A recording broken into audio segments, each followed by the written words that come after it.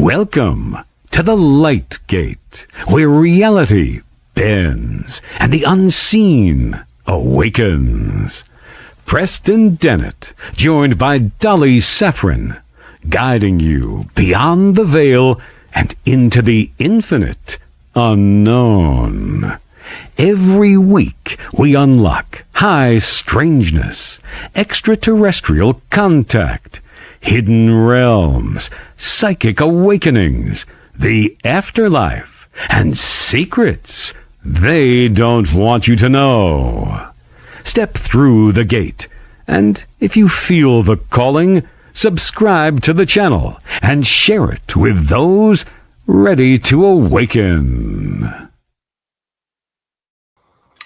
You just heard our first new intro. Welcome everyone to my gate. We're coming to you live from the beautiful city of New Orleans in Louisiana at the United Public Radio Network at 107.7 FM and the UFO Paranormal Radio Network at 105.3 FM on the Gulf Coast. We're on Facebook, we're on Roku, we're on Rumble, and we are on YouTube. We like this new intro because it leads into the fact that we are on radio stations. We are heard around the world. And just to let you all know, our numbers are now over 1 million. We were 1,100,000 listeners worldwide. And I'm kind of grateful. Thank you very, very, very much. Okay, we have a great guest tonight. And Preston, on to you. Oh, thank you, Carnation. We love you. Okay. Yes, we do. All right. Thank you, Dolly. Thank you, everyone, for joining us tonight. And I think it's episode 146. Might have lost count here, so I'm going to have to confirm that with our producer because we got a little bit of a issue with, is it 143 or 144 or 146? I'm not sure, but it's around there. Yeah. But yeah, you're listening to The Light Gate. I'm your host, Preston Dennett. My lovely co-host is Dolly Saffron. We're so very glad you could join us today. We're very excited about our guest. He is a returning guest. It's been about 1.5 years. So we're very excited. He's got a new book out all about humanoids, my favorite subject. So this is going to be a lot of fun. I'm going to say a quick hello to all you folks in chat. We love you so much. It's because of you we do this show. It's because of you that Monday is that much brighter. So yeah, thanks for joining us. And let's see who we've got here today. We have Barris Carboni. I think I got that right, Barris. Hello from Sydney. I'm going to be quick with this, you guys, because we do want to get to our guest as soon as possible. We got Teresa Levine. We have Bahama King and Samuel Bassell. We have Johnny J2B from Crossville, not Knoxville. Oh, okay. Moving around a little bit. We have El Sartco from Lloyd Librarian and Lil Dove. Hi, Lil Dove. Hi. Uh-oh. Samuel's talking about a sunspot, CMEs, the Carrington event. We had a flash today. We're watching it. Yep. That's class. That's fun. We have Olivia Escamilla. We have the wonderful, beautiful, generous Namaste. We love you so much, Namaste. Thank you for your support. Couldn't do it without you. We have Astrid Gooder from Sydney, Australia, and the Owlman and Evan B. and Louise from New Jersey. We've got quite a crowd already. This is awesome. My bud. We have Marshall J. and Gary Anderson. Very cool. Hi, Gary. Thank you for helping us with the intro. Y'all, just so you know, Gary did this for free for us. He helped us with our intro, and we're very, very grateful to him. Thank you, sir. Thank you. Yes. We have Jay Kirshenman. We have, just let me see, real quick, Dolly, I promise, Stargazer, Texas Cacti, Susan Mack. We have Heidi Gohl and Stephen Bedford. We got a lot of people. Oh, yes. I think this is our guest, Slevik Stories. Yes, it is. Ooh, hi. It's Nomar. Glad you could make it into chat. We love that. Yeah. We have Stacy and Yahara and Poetic Poems. Yay, and Grace. There we are. Okay. Henry Jackson. Thank you so much, Henry. Very, very generous of you. Let's just get started because I cannot waste any more time. I will get in trouble. And we don't want that, do we? No, we don't want that. So let me pop up the banner here so you can see who our guest is. Let's see. Doink. There we go. All right. Yeah. Nomar is a returning guest. It was so much fun talking to him last time. Really an amazing storyteller, an amazing author, an amazing researcher. Really delighted to have him back. It's been over a year and a half. For those of you who didn't get a chance to watch that show, let me read a little bit from his bio. He's from Bangor, Maine. He's a ufologist and a paranormal researcher, member of Paranormal Research in Maine. That's Prime Paranormal. He's an independent creator, researcher, writer, and investigator in numerous aspects of the paranormal. Man after my own heart. It's not just about UFOs. They're all connected. So he delights in sharing stories through different mediums, such as books, documentaries, and podcasts, and has shared his work with hundreds of thousands of enthusiasts, and has maintained a steady output of material for over 20 years. That is awesome. He's been fascinated by all things paranormal since childhood, beginning with a UFO encounter at 4 years old. We're going to want to hear about that again, Nomar. In his adult life, his passion has been to research, investigate, write, and share UFO and extraterrestrial encounters from everyday people in a way that conveys the human element of profoundly strange encounters. Talking pretty fast there. He has many books, and his latest, I'll just pop that up right here because I'm super excited about it, is Humanoid Encounters, Creatures, Phantoms, and Other Strange Entities Sighted in Maine, forward by Albert S. Rosales, really the king of humanoids and a prior guest on this show. All right, I think that's enough of an introduction. Let's bring Nomar in. Hi, Nomar. Hey, guys. Welcome back. Yeah, thanks so much for having me back, Preston and Dolly. And Gary, that is a great new intro, so very cool. And yeah, you brought up Humanoid Encounters, and I had to have Albert, the man, the myth, the legend, on all things humanoid and encounter. So I had to have him write the forward, and he was gracious and a delight to work with. So that was very cool for me. Oh, wow. Yeah, I don't think there's anyone out there on this planet, at least, who knows more about humanoids. Yeah. He lives, eats, and breathes them. He does, and I was throwing things at him, and he'd be like, "Oh yeah, I have something like that." Boom, and I have it in 2 seconds. It's crazy. Wow. The inventory of humanoid encounters that man has. Yeah, his books are absolutely essential research tools, and really anybody who's interested. What are they called? Humanoid Encounters, I think is what. Yeah, I think so. And then a date range, basically. Yeah. All right. Well, thanks again so much for joining us tonight. This is going to be exciting. I had a lot of fun talking to you last time. Dolly had to drop out, as you may remember, about halfway through. Yeah. So hopefully this time we won't have any interruptions. But yeah, we've grown a lot, our audience. So I'm sure there's a lot of people listening who didn't have an opportunity to listen to your prior show. And perhaps may not have heard of you. Don't know where they've been if they haven't, because you're out there. You're definitely. I'm definitely out there, and I'm also in the chat. So I'll keep an eye on it. If somebody has a question and I see it, I'll try to answer it if good. It comes and up. Boot anyone out who's crazy. Yeah, you better be nice in there. Just saying.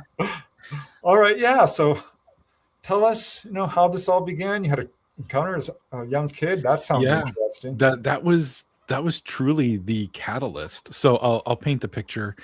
It's early 80s. I'm very young. I'm 4 or 5 years old, and I had gone to bed. My mom put me to bed.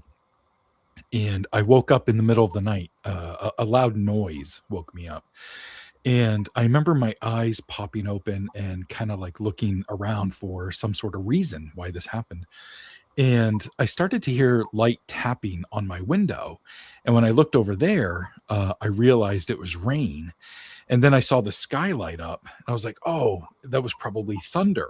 Maybe that woke me up. And so I was like, cool, a thunder and lightning storm. So I kneeled up on my bed and was looking out the window, and I was seeing, the lightning. And we lived at the time at the tip of Maine, and we lived right on the St. John River. And I remember looking down at the river, and it was like raging. I'm like, whoa, this is a crazy storm. And then out of nowhere, there was this really disturbing lightning bolt. And it was like if I were to ask you to draw a lightning bolt, you would draw that jagged yellow line, with that one little thing in the middle. And it was stuck in a cloud. And I'm looking at it and I'm like, even at 4 or 5 years old, like, I know this is weird. Like, I knew that you see lightning just, really quickly. So I'm watching it and there's electricity coming off of it and there's more booms associated with it. And the where the lightning bolt was like stuck in the cloud, there was kind of like a halo around it, a really like light halo around it. And I'm watching it and I don't really know what happens next other than I woke up the next morning. And when I got up the next morning, I went to the bathroom and I was walking back to my bedroom and I can see out my bedroom window and the lightning bolt was still there. And I'm like, that's crazy. So I ran downstairs to get my dad and I brought him upstairs to show him, out the window. I don't know why we didn't just go outside, but I brought him upstairs to look out the window and it was gone. And I was trying to explain to him about the storm the night before and the lightning bolt stuck in the cloud. And I'm sure to him, I sounded just like, an excited kid. He kind of like patted me on the head. He's like, okay, buddy. But I must have been really insistent. And I kept bringing it up because he had to like kneel down, get on my level, hands on my shoulders. And he was like, buddy, it didn't even rain last night. Like, I'm not sure what you're talking about. So I thought that was weird. I'm 4 or 5 years old. So, the next shiny thing caught my attention and I kind of forgot all about it. A couple weeks later, I'm woken up again in the middle of the night, but this is my dad waking me up and he brings me downstairs and I can see my mother putting my sister in her winter clothes, like jacket and ski pants and stuff. And then she does the same to me. And then my dad scoops me up and we all walk outside. To me, this is the middle of the night. It's like 3 a.m. It could have been 8 p.m. I don't know, but we're on the frozen tundra of our front yard, at living in the tip of Maine. And I have my face buried in my dad's chest because it's freezing. And he keeps whispering to me like, buddy, you got to look up. You got to look up. So I finally like take my head out of his chest and I look up and I see, these beautiful ribbons of colors. And it was the Northern Lights. And we've had the Northern Lights, last year, like so many times. And every time it's cloudy here, like I can never see them. So that was like the one time in my life I saw them. And I think those two things happening so close to each other at such a young age created like this weird core memory, like weird stuff happens in the sky and you should probably pay attention. And I kind of been doing that ever since, but it all started with this lightning bolt. Now, there's a friend of mine, a colleague, and I actually wrote a book about him. His name's Mike Stevens. Just last week, he sent me a picture that somebody took of this weird UFO thing with this weird lightning bolt next to it. And it's a daytime picture. Mm-hmm.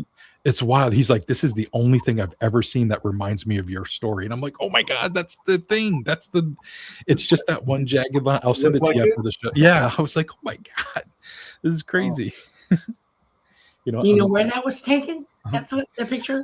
I think fairly recently, but I'm going to send it to you right now, Preston.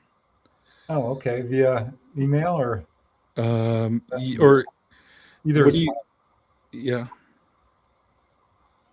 Bear with me. I'm so sorry. This is riveting. No worries. So have you seen the Northern Lights recently? Because I haven't. We saw them all the way down here in Georgia. Right. That's so insane. All the way to Miami, actually, this time. We had a KP 8, and it was very powerful, and it got in our magnetosphere pretty good, and it just rolled, That's wow. So you like Maine, huh? It sounds awful cold up there. Yeah, and it's awful cold right now. We actually don't have running water right now. It's awful. I emailed that to you, Preston. Oh, all right. We lost water on Saturday. Yeah, see, that's why I won't let that happen to us. We have been solidly freezing, below freezing for 2 weeks. Our lows have been like 9 and 10. One night it was 6. Wow. And so I leave all the cabinets open. I make sure to keep the furnace running at about 72, 73. And I drip the water. And I run hot water through the pipes less. And I'll run my dishwasher late at night for that reason, because it'll keep the pipes running. And I'm just like praying, please do not freeze our pipes, please. Yeah. Because it can happen. I know it can happen. I lived in Wisconsin for a while. And yes, it can. Yeah, you know the cold then. And so this has actually never happened to us, but we have this one little frozen line that's running. We have a well, and it Mhm. runs from the wellhead right to the basement, and they think that line is frozen. So somebody's coming out tomorrow to like unfreeze it and stuff. Yeah.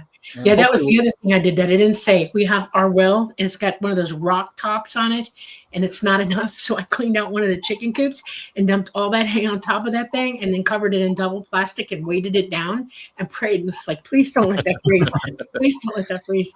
Because I knew. Oh no. All This is right. not- Got the picture ready. Here we go. Boom. Yeah, and you got to zoom way in on that white Yeah. piece there, but you can see the jagged. Yeah, the jagged. That is odd. Isn't that interesting? Huh. And that's very reminiscent of what I saw. And I see here poetic. Roll in poem. on it, Preston, all the way. I want to see it full blown. All right. It's Superman's ship. That's obviously what it is. Maybe so. But yeah, that kind of, it's very reminiscent of what I In the saw. daylight sky. That's odd. Yeah. My buddy Mike sent it to me the other day. And I was like, whoa, that's interesting. Yeah. I mean, I wouldn't even begin to know. Yeah. I'm going to be honest with you. That's not a UFO. Okay. It's just not. They don't do that Yeah. ever. I'm wondering what kind of technology that is, but it's not theirs. It's ours. It's something. And, Yeah. Oh, interesting. Yeah. Interesting. Yeah. Dolly's a contactee, by the way. Oh, for sure. She's had an enormous number of experiences. I was actually taken on board her craft, which was very cool. I don't think that happened last time I was talking to you, but yeah, No. I had a Is full that- onboard experience. Can we talk about that a little bit? I mean, I'm sure you've done it on the show before. Not a whole lot, but yeah, I mean, it was my birthday, and I think Oh my that was goodness. intentional. Yeah. It was about a 5-minute long experience. I'm dreaming when suddenly I'm not dreaming because I'm woken up and I'm seeing like a hole in the wall, and I'm pulled up through it. And it's a very electric feeling up this kind of energy beam, and I'm finding myself in outer space. And next thing I know, I'm lying on, the table that we hear about. And there's a tall hybrid looking lady, very thin, absolute snow white jumpsuit, little guys around me, which I didn't really look at because I'm looking at her. Her eyes were like, oh my God, not the least bit scared. I'm ready to get up. And they're like, no, we need to make sure you're all right. I'm like, I am all right. Let me up. Look at it. I want to explore. Yeah. Oh, no. And finally I convinced him to let me up. And there's this Dolly's main contact. Now, I already knew her story was real Mama. because talking to her, but here's this 8-foot tall gray, really big head with huge, beautiful eyes. And she's just the epitome of grace and beauty. She tilts her head slightly and talks to me telepathically and says, so is this what you thought it would be like? I'm like, no, not really. This is much better. This is much better. I mean, it was a great experience. Wow. I explored the craft. I saw other people there. I saw You were on longer than 5 minutes. I don't know why you keep saying it was 5 minutes. It wasn't. It was way longer than that. We had you on for 20, 25, easy. So all right. Well, I'll have to try to do some memory recall then, because think about what you're describing and all of that. And it takes about 25 minutes what you describe. And that's about how long you were on. So all right. I'm not opposed. Yeah, it was so cool, Nomar. Yeah, I because can't. having researched this, you can only imagine what it's like. So. Yeah, I've had my own sightings, but I don't ever recall any sort of abduction thing. That's kind of implied where I don't really remember what happened. Then I woke up the next morning, after seeing that lightning bolt second, but I don't remember anything. I haven't done any, regression or anything, but yeah, that's kind of, the ultimate experience, if you will, for a researcher of this stuff, like how much closer to the topic can you get, And, there's got to be a reason you're so interested. I'm not sure it's just the two things as your childhood, because Yeah. you know what I mean? Yeah. And I've had a lot of sightings throughout the years. I think I'm up to maybe like 18 UFO sightings.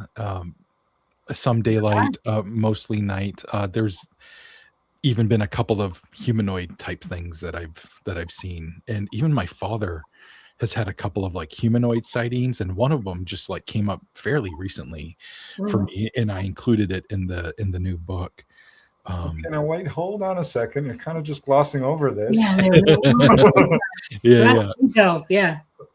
Sure. Let me get into some of the details. So, the first humanoid thing that I ever saw, this was a lot of years ago now, maybe a decade, maybe a little more.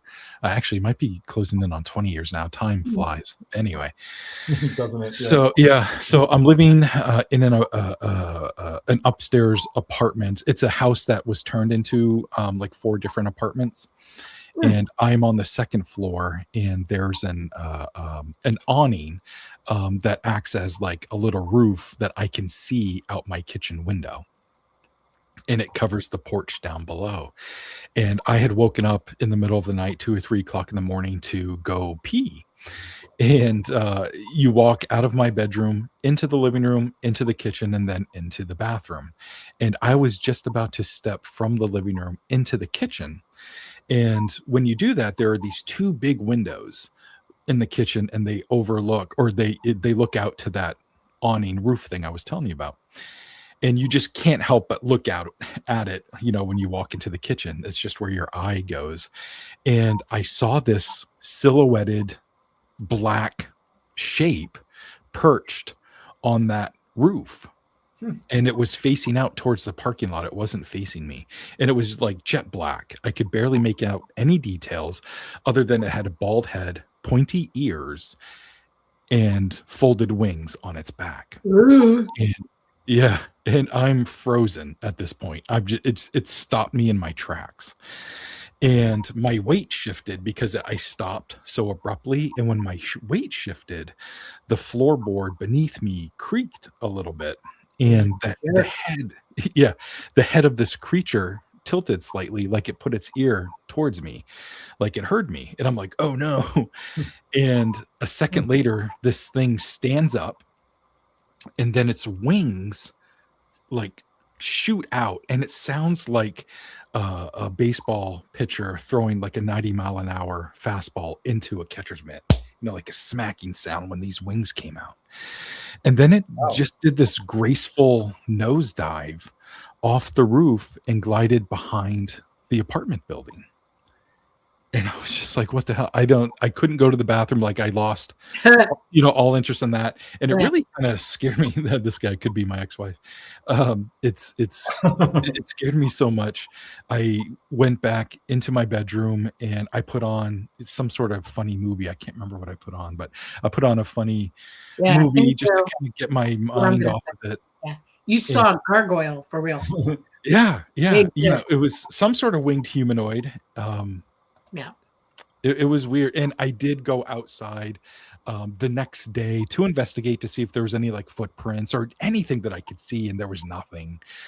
But I did find a story that happened about 22 years later, where somebody in that same city, about as the crow flies, it was about a mile from where I lived. They saw this black winged creature flying in the sky. They were driving on the highway and saw it, and they were so aghast by it that they pulled over to watch it. And they were like, am I seeing somebody hand gliding? Like, what am I seeing? And it was this black winged figure. So like, is this thing flying around, living in this town? They live everywhere. They're around. Yeah. I've seen a long culture. Dolly. I was driving home from the base late at night. I had a long day. I was moving bombs to North Georgia, and I came back, and I was going to have 2 days off because I was moving bombs. Okay. And I'm exhausted, and it's raining, and I go right by, I lived in Pine Mountain, Georgia back then. And I went right by RJ Reynolds' place, which is RJ Reynolds, the aluminum people. Okay. And he had this house that was so cool. It had a real honest to God copper roof on it. And it had a tree that was massively huge, and a light that goes up through the tree with a big light dreaming down on the road, because nowhere else has light around there, nowhere. And I'm going through, and I slow down because I'm looking up in the tree, because the tree's illuminating this big black thing. I'm like, what the heck? And I slow down and I'm looking up at it as I come up to it, and it dropped out of the tree, hit my windshield, went and then slid off the roof of my truck down in the front. I ran its butt over. I was not playing, okay? Vroom. He's lucky the truck was jacked up, okay? I did 100 mile an hour the last block and a half home, okay? I get home, I get my BDUs off, I put on my nights, I get my shotgun loaded, crank it, and sit on the front porch for the rest of the night waiting for this thing. But it was black, it had pointy ears, it had wings, and I mean, it was solid damn black, and it had clawed hands and feet. And it left marks on my windshield. Wow. And it never left Yours me. was kind of short, though, right? Well, I think it was young and stupid because it landed on my car. Okay, on my truck. I had with a Hemi, you know, a Ram, a Dodge Ram 250, you know, with a Hemi. And a Ram, well, that's appropriate for. I rammed it pretty good. Well, I didn't ram it, it hit my windshield. I stopped. When I hit the brakes, it slid off the top of the thing down. And it had wings too, right? Yes, black wings. Leathery looking black wings. How tall was yours? It was like normal, like man height, if you will. I'd say 5.5, 6 feet tall. Yeah, this one was almost 5 feet. If you stood him up on his feet, he would have been 5 feet. I think he was young. Okay. And what about the wingspans? I think Poetic Holmes was asking that. Yeah, the wingspan, you know, it was probably double its body, you know, so you know, maybe 20 feet across or because it wasn't 10 feet, so maybe triple the body, something like that. It was pretty wide, so I would say 15, 20 feet across. They were pretty wide. Yeah, I didn't get to see it fly. I ran it over. I went back the next day to see if there was a smooch on the ground. No, nothing. Absolutely no proof, nothing. Yeah. And I asked the old man, I asked RJ himself, I said, did you hear anything at 2 o'clock in the morning? He said, what do you mean, like the screech you made it on your truck? And I went, yes. And he said, I don't talk about stuff like that. And I was like, okay, fine, thank you. Wow. Yes, he's yeah. That's what that means. He's somebody asked here, humanoid or bat-like? For me, it was like a humanoid with wings. That's how. Yeah, humanoid with wings. Yeah, a gargoyle with an ugly face. Yeah, I have to give credence to stories like these because look at our cultures with these images of gargoyles everywhere. Yeah. I mean, it's not unusual. Did you ever interview anyone who saw things like this? Yeah, I interviewed a gentleman. This was probably close to 20 years after my sighting. He saw something not really similar, but it was a winged humanoid, if you will, but it wasn't black or anything. It was actually kind of he thought it had like translucent like skin, and the wings were much more bat-like looking in his opinion, and he saw it during the daylight, and this was about 4 feet in length, and he said it had tubes coming out of its head. He tried to eat, like he drew it. Yeah, he drew it, and it certainly looks friggin' weird. But you know, he was walking home. He's 17 at the time, and he was walking home. Oh yeah, they can see the same thing. Their ears are really pointy, and it could have been they were leaning over and it looked like tubes. Because I saw that his ears. I saw it up close as he's going down, and you had really pointy damn ears. They were long, pointy ears. You know. Yeah, that's a good point. I mean, because this was up, he saw it flying. He actually heard like this chirping, squeaking noise, and he thought it was like a mouse or something. So he's looking down, and while he's looking down, he sees this shadow go by, and it was large, and he's like, "What the hell?" So he looks up, and he sees this thing fly overhead, and he said its wingspan was about 20 feet across, and he was almost home, and he lived in an apartment building in this little town, and he said it swooped up over the house, and that its wings kind of went from one part of the house to the other, and he went out and measured it, and it was 25 feet, something like that. I don't have the info in front of me, but yeah, and he said it was a crazy experience, and he knows the local wildlife, because we have herrings, you know, here, and he's like, no, he's like, it was not that. This was nothing like I've ever seen. I lived near a great forest, right? See, I lived in the Pine Mountain National Forest, okay, in Pine Mountain, Georgia, and every time I hear somebody say gargoyle, it's always somewhere near something like that. It's like that's their homeland, you know. Interesting. Yeah. Because behind the apartment building is this swampy area. Yeah, So I, there you so go. I, yeah. So I did this little vigil there for 2 nights, 2 separate nights. I didn't stay all night each time, but I stayed for 4 or 5 hours each night. And on the second night, I ended up seeing these big red eyes, and they were just below this branch that had to have been like 20 feet in the air, or up the tree, and these red eyes were just below it. And that's all I saw, during those 2 nights that I was back there, trying to catch a glimpse of this Yeah, thing. you know why bats at night look like they have red eyes? Yeah. Because their retina is wide open, okay, and they have no lens that stops light refracts back into it comes out and then comes in. When it refracts like that, if you're looking at them, it's like taking a camera shot of somebody with blue eyes. They look red. Same thing with bats at night, and that's why they're red. And the thing that went down my windshield had red eyes too. Oh wow, yeah. And all my pictures, I have blue eyes, and all my pictures when I'm a kid, they're all my eyes red and everything. Yeah. Well, that's amazing. So was that a scary experience, would you say? Like, did that freak you out?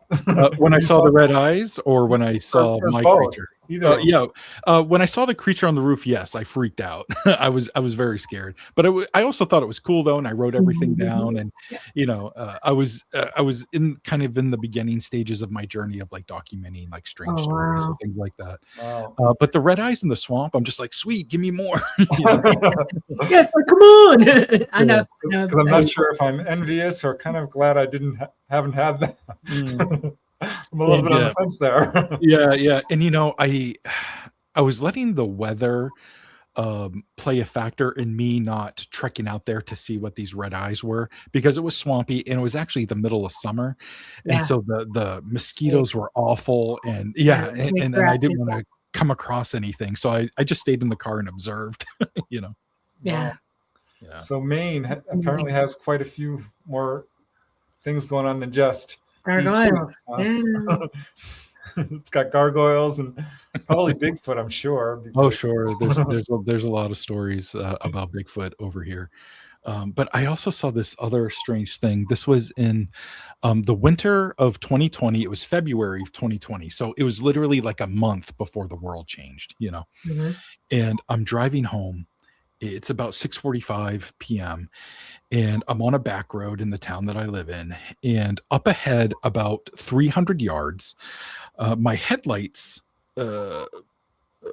shine on this thing that's standing on the side of the road, up on the left-hand side of the road. And there are ditches on either side of the road. And so there's no place to pull over. But as I'm driving, I see this thing standing on the side of the road, and it takes this elongated step over that ditch and walks into the woods.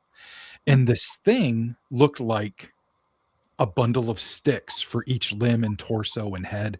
It was all like twisted sticks, almost like the Blair Witch stick dolls, that they made.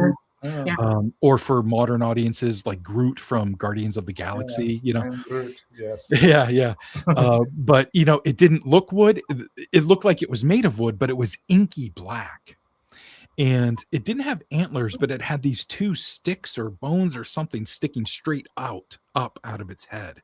And they looked to be maybe like 24 inches long each.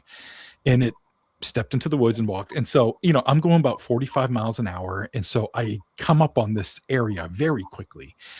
And it's a back road, so there's not too many people on it. There's no place to park. So I just stopped my car in the middle of the road. And I put it in park, and I roll down my windows, and I want to see if I can see anything. And I want to hear if I can hear it crunching on the snow. And I don't hear anything. I don't see anything. But just a moment later, this awful stench came into the car.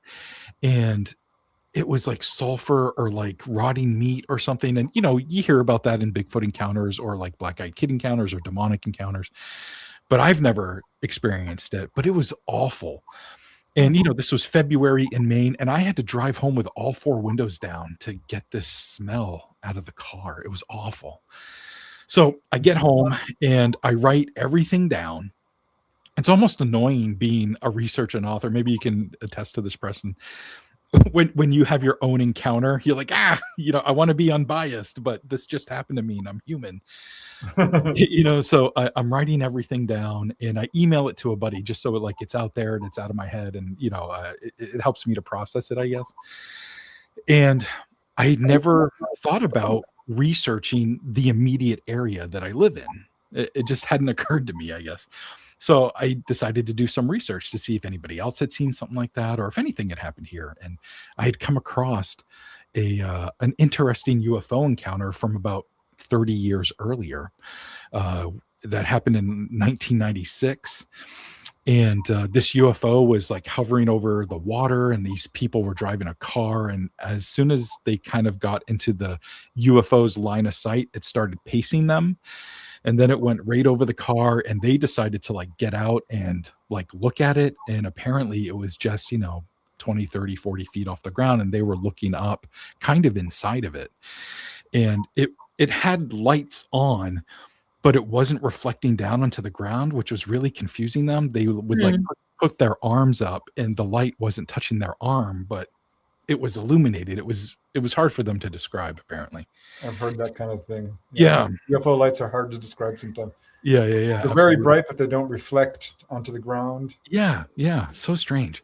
So anyways, they kind of played around with this UFO for, 2 to 5 minutes, and it kind of grew bored of them, and it ascended and went back over the water, and then it ended up shooting off and taking off. But never would have found that story if I hadn't researched my area, because I saw this weird creature thing, made So of wood. do you think that was possible? I have a question. You got a lot of Vikings up there? Viking people? Not that I'm aware of, but You look that like a doesn't mean Viking yourself. Well, thank you. Well, I know you do, because I got family up there and we're all Vikings. Okay. Oh, okay. All right. So, and they do rituals up there. And Eedi is a massive deer in the legend of Yggdrasil. Okay. And, Thor and all that. And they emulate him, and they go up there and they dress up like this stag with the 2 antlers going straight up and prance around like that. And I'm wondering if you ran into that. Yeah, maybe. Let you see them. a guy in a ghillie suit. Is that what they're Yes. called? Yeah. But that doesn't make a lot of sense out there on a remote road late at night. What are they going Yeah, to wait that's for? when they do it. That's when they do it. Yeah. They wander the woods at night. It's a thing. It's an actual thing. Yeah. Wow. Yeah. How long Maybe How long did you get a look at it? Was this 4 seconds, 5 seconds, enough to see that it was inky black, and it looked like it was all these sticks bundled together that made up its limbs and its torso and its arms. Yeah, it would have dressed exactly like that. That's how they dress. That's I'll so send you crazy. pictures of the ritual and you'll freak out. You probably Yeah. Do they also carry skunk They, smell with them? especially the shaman, who would be the one who's emulating Ide, Edi. So yeah. I don't know. Yeah, They're unusual either way. It's a big deal, because they believe that this huge horned deer is responsible for all the rivers and the estuaries and the springs and everything. And his sweat going down is what creates all the rivers. That's their legend, of Yggdrasil. And they perform these rituals out in the woods near creeks and lakes and rivers and stuff. Interesting. Yeah. Huh. Yeah. Wow. That's interesting. A couple of questions here. Flea market gold. How tall was it? I thought it was normal, like person height, 6 foot, a little bit under. And then Candy Channel asked if it was stick thin. I don't know about stick thin, but I thought it was fairly thin. It certainly wasn't a robust person. Right. Well, interesting either way. I heard about a case in Canada where a guy saw an antler man, like a Bigfoot, but it had antlers. Oh, interesting. So, yeah. Someone else mentioned Wendigo. So. Yeah.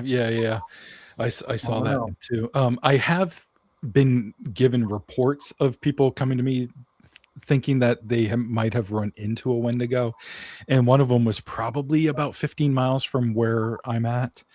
I still don't think it was a Wendigo, though, in my opinion. But you want to hear something interesting about all of that? Yeah, please.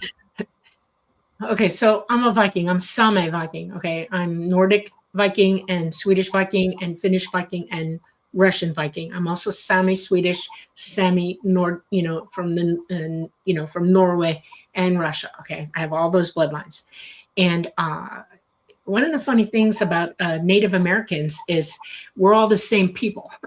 We're the white ones and they're the darker ones, but we're the same people. We live in teepees. You know who the Laplanders are, the reindeer herders. We have all the same songs. We have all the same legends. We have all the same rituals and everything. And we have the same religion, which is, we call it Yagash. They call it, the animals of the forest, the gods. Okay. Sure. And there's star people, which is Yagash. That's where that is. It's in the stars. Okay. I want you to understand this. So when you hear the Native Americans talking about something, you need to understand that this is not native to only this area. It's all over the North Pole, everywhere, all the way around, all the countries that encompass that, everywhere, because we're all the same people. Native Americans here came from us walking down in here first. Okay. And we bred in with the people who were here, and they became Native Americans. See what I'm saying? Do your homework. I'm not kidding. Listen to their music. Look at how they live. Look at how they clothe themselves. Listen to the songs and the rituals, and you realize they're all the same people, native people or star people. Okay, and the Vikings came back after Americans came here, and they were living up north. Literally living up north. They were leaving runes and all kinds of things all over the bloody place. There's some in Wisconsin. There's some in Maine. They're everywhere. Okay. There's a whole, some places down as far as Pennsylvania as well. Okay. And so a lot of these creatures that you see roaming the night, thinks that it's their ritualistic, it's their ritual creatures that they are doing rituals for. Okay. It's their religion. They're practicing their religion. That seems like it might be kind of dangerous if someone's walking around with a shotgun as well. Oh yeah, it is. Well, they're pretty good at not going where that's happening. I hope so. And I've never heard of anybody getting shot in the middle of the night. That would be horrible. But yeah, it's think about it. Add it all up. Look at all the information across the board, and you will realize that, oh my God, this is related in ways we didn't even originally think. Okay. I know the accounts of these kinds of things go way, way back, and cultures rich with all these mystical beings of many kinds. Yeah. So here's my next question. So you're putting together, what inspired you to put together this book?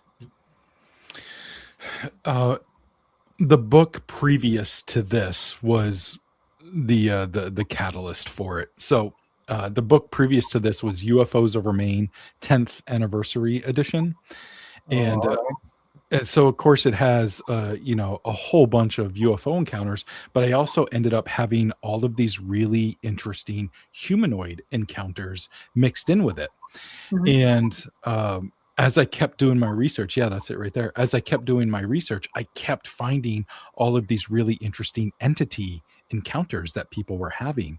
And so I just kind of kept saving them up, because I had already had about 400 stories for that book right there. And so, I don't want to keep packing it, you know what I mean, full of stuff. And, it was time to put it out anyways, like I was done writing it. But I kept collecting all of these weird humanoid entity creatures that people were seeing. And so I kept collecting them. And I had so many. I think I was maybe around the 60 encounter range, just in Maine. I'm like, this is enough to compile into a new work, and I'm excited about it, and I need to put it out, or I need to start working on it right now. And it just ended up being the next book. I just couldn't stop doing it. I love the humanoid cases. I think a simple UFO sighting, I think, is important. It has something to offer, but it's limited in the amount of data it has. Sure. These humanoid cases, there's so many, and they vary widely. It's crazy. There were cases that I found where people were running into what basically sounds like a really large Sasquatch, 8 feet tall or so, really broad, but it had a flesh face with no eyes or mouth or anything. That's so odd. These boys saw it in the woods, and this one of those boys who had grown up and went into the military and ended up getting hurt and moved back to his childhood town ended up seeing it again when he was exploring those same woods. Really wild stuff. No faces and no eyes, no nose, no mouth. I've got a theory about this. I've been thinking about this because there's a bunch of these accounts, and I'm sure Albert Rosales would agree. There's accounts of faceless humanoids. And I'm like, because that can't be. I mean, you have to Right. have a face, right? Right. But I had my own encounter that came as a memory of a dream. So I can't say this is a fully conscious encounter, right? But try as I could not see the guy's face. Every time I looked up, it would blur out, as if he Interesting. didn't want me to see it. Yeah. That's interesting. Little screen memory stuff or something. Yeah, I'm thinking something maybe along those lines. Yeah. Somebody brought up one time, I think I was on a podcast, and somebody brought up maybe it was like a helmet or a face mask, and I'm like, oh, I suppose that's possible. Pantyhose over them. Yeah. I wanted to point out here, L Pete, I think his name is L Pete 2766. I actually wrote about this. You might have written about this too, Preston. Where this person had a UFO experience at the drive-in theater. That was like a famous thing that happened here in Maine in 75. And all these people witnessed this UFO basically kind of like creep over the movie screen. And then it like made itself known. And it was a bit of a chaotic type of event where people were kind of screaming and running and leaving, and people saw it go down this road. Pretty wild stuff. Pete, you should contact me, man. We should talk about it. Yeah, well, that's definitely a thing. I wrote a book about it, UFOs at the drive-in. Yeah. I think the ETs are putting on a publicity campaign. That's my opinion. Because what better way to sort of announce your presence when you have a captive audience of 200 people? Yeah, right. Looking up. Yeah. That's interesting to me because it's definitely a thing.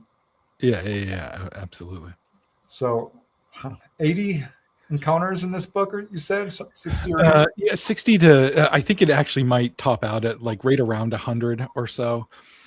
And it even goes into like mimics. There's puckwudgies. Not sure if you guys have, that's I know the term. Yeah, it's to describe it very generally, but in a broad sense, think of Ewoks or like a mini Sasquatch, if you will, but from indigenous legend. But there have been many modern sightings of these little creatures, and in some tribes, their lore about these creatures, they're a little bit more malevolent, they're more like tricksters. And then there's other tribes where their lore with these similar types of creatures, but might be a different species maybe, they're much more benevolent, and they like work with the tribes, and they kind of create their own homes and things based off of the indigenous tribes that they're with. So it looks like little mini towns that kind of mimic, and they like support one another. So kind of interesting.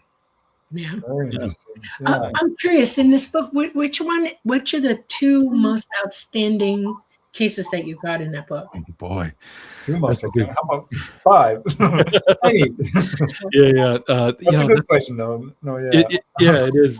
There's a lot of good ones, but there's one that has really like stuck with me, and it's the tiniest, quickest little story, but it's creepy and it's weird, and I don't know why it's sticking with it, but I'll tell it, and and hopefully it'll stick with you. But thanks, ICP. Thanks, man. So there was this woman, this was about over a decade ago now. I think it was maybe 2009-ish. And it was a summer night, and she was living in southern Maine and living with her boyfriend. They have a dog, and she's outside in her backyard talking on the phone to her dad, and her dog is with her chilling, and the boyfriend's in the house somewhere doing something. So she's talking to her dad, but her dog is literally like just chilling. And this is a dog that likes to explore, sniff around, and it was just sitting there staring at something. And she was kind of half paying attention to it. But she noticed, she's like, oh, I wonder why he's not walking around. But she's continuing to be on the phone with her dad. And then her dog like stands up, so it's on all fours now. It's not just sitting. It stands up and it's intently looking at something across the yard. Mm-hmm. And so she finally like, looks at the dog, is like, are you okay, buddy? And it starts to do this really deep guttural growl that she's never heard before. She's heard it growl and bark, but not this. This was like different. And so she decided to like follow its gaze across the yard. And at the base of this tree, she says that she sees this alien kneeling down, and it's staring directly at her.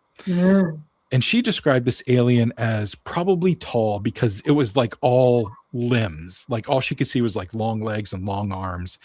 And she's like, oh my God. So she's talking to her dad. And she's like, I gotta go.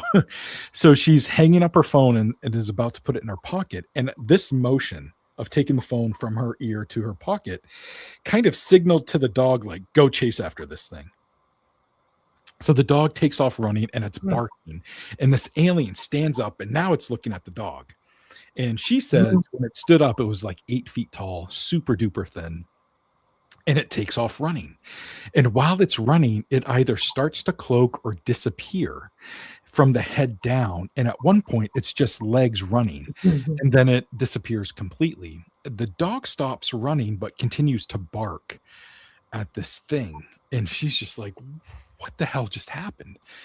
That's the crux of the story. The rest of it is she like finally wrangles the dog, gets the dog back inside, tells the boyfriend what happened. She's so freaked out that he believes her, and they go out to look for footprints or evidence, but their backyard was a lot of gravel, some grass, so it wasn't conducive to footprints. They didn't see any evidence of anything being there, but it was over 10 years later when I'm talking to this woman, and she's like, you could tell she was tearing up. And she's like, I close my eyes to this day when I go to bed and I see it. I see it in my mind's eye. And I don't know why I had to see this thing. Like, why did this happen? And I didn't have a good answer for her. I never do. When I talk to people, I'm just She's like, thank you so much. She had a mantid being watching her. Yeah, that's what I was going to say. Yeah. They sent down a cloaked beam to take it up, and that's why you saw it disappearing from the top down. Wow. Yeah. Yeah. So As you were describing, with the long stick-like limbs, that's kind of a dead giveaway. Yeah. They have a way of they refer to themselves as the Watchers. Okay. And that pinpoints that she is definitely a contactee. I mean, they don't watch over people who are not contactees. They do. Yeah. Well, let me tell you this story then. So there's this child, and this happened just a few years ago, very young child. I think there were like 3 at the time. And they said that this insect, this large insect, walked into their room. This was in the middle of the day. And he was in his room with his sister, and they were like playing, but separately, like one was coloring, one was like reading books or whatever. Daytime? And I'm sorry? This was daytime? Yes. Yeah, it was daytime. Yeah. And he said that, this large insect walked into the room. They said it was mama sized, so that's like a full sized human. Right. Yeah. And it walked into the room, and he said it picked him up, bit him on the inside of his stomach, put him back down, and backed out of the room, like still watching him, but backed out of the room. And then once it got to the doorway, it looked back one last time and then went down the stairs, and he heard it open the front door and leave. So did it leave a mark? No, it did not leave any visible mark on the outside of the body, but he said it bit him on the inside of his stomach. The next day, him and his mom are like reading a book, and they're just like hanging out. And he's like, Mom, something really weird happened yesterday. And he tells her what I just told you. And she's like, okay, well, thank you for sharing. Let's get a book out. Let's look at some insects and see what you think. And, he was seeing the ants and the grasshoppers, and that was more like it. It wasn't exactly it, but it was more like it. And to me, it was sounding like a mantis sort of situation. And then the child, over the course of a few months, developed some sort of blood illness. And I don't want to share too much about it because they didn't want to share too much about what was going on with the child, but it had some sort of blood. The child had some sort of blood illness. And when they went to the doctor, she ended up telling the doctor this story. So the doctor kind of knew everything that's been going on. And she's like, do you think there's any way possible like this happened? And this new illness is now happening because of the bite. Was it infected? What's happening to my child? And the doctor was, I guess, the best way they were trying to put it nicely, but and politely, like no, of course that didn't happen. An insect didn't come in and bite your child, and so they weren't the happiest. Hearing that prognosis, if you will, from the doctor. There's a type of gray, AI gray, that looks like an ant face. Okay. Interesting. They're stick-like, and they have ant type of features. And if he did that to the child, he was trying to direct the child to get medical help. It was a deliberate act on its part. Yeah. It was warning him. Okay. Interesting. And when he said it bit me on the inside, not the outside, that was saying he has something on the inside. He was telling him. Wow. Yeah. And That was get exactly my thought, because I wrote a book on healing cases, and I've heard this kind of thing before. And sometimes they will come to a person prior to an illness manifesting because they can detect. They know you got it. Yeah. And they want you to get help. Yeah. Yeah. Wow.